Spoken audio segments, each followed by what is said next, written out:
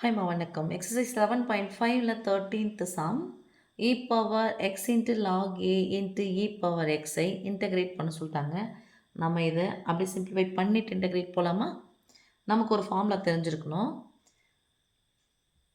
Lock a power x equal to அடுக்க அந்த எங்கே எடுத்துன்னு வந்துடணும், முன்னாடி எடுத்துன்னு வந்துடும்.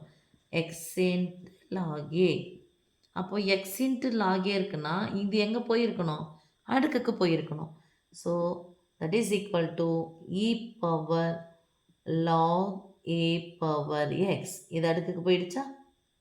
அடுக்கில் இருந்தால் முன்னாடி எடுத்துகிட்டு வரணும். Okay, into E power X.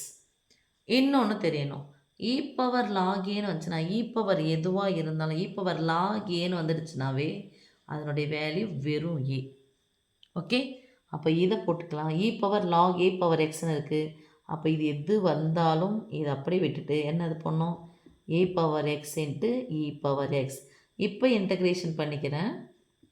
E power X into log A into E power X into dx equal to இதை சிம்பிளிஃபை பண்ணனா வந்துச்சு இன்டகிரேஷன் ஏ பவர் எக்ஸ். இது திருப்பி இது பண்ணிக்கலாமா? நடுவில் பெருக்கல் வருது. அடிமானங்கள் எப்படி இருந்தாலும் அடுக்குகள் ஒரே மாதிரி தான் என்ன பண்ணலாம், பொதுவாக போட்டுக்கலாம். So A into e power the whole power x. ae the whole power x. a into e the whole power x. அப்போ a into e the whole power x into dx. அடுத்த லாகுனுடைய அடுத்த formula integration formula a power x into dx. a power xஐ integrate பண்ணோம் அப்படின்னு சொன்னால் a power x by log a. இங்கே ஏவுக்கு பதிலாக என்ன இருக்குது, ஏஇ இருக்குது. ஓகேம்மா, ஜஸ்ட் அந்த 3 ஃபார்முலா தான் இது அப்ளை ஆக போகுது. ஸோ ஏஇக்கு பதிலாக ஏவுக்கு பதிலாக என்ன இருக்குது, ஏ இருக்குது. Log integration A power X into dx.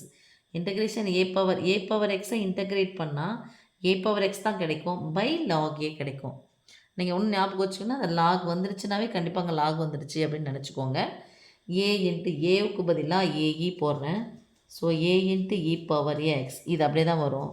By என்ன பண்ணோம், log of a e plus c. ஓகேம்மா, அடுத்து 14th சம் பார்க்கலாம்.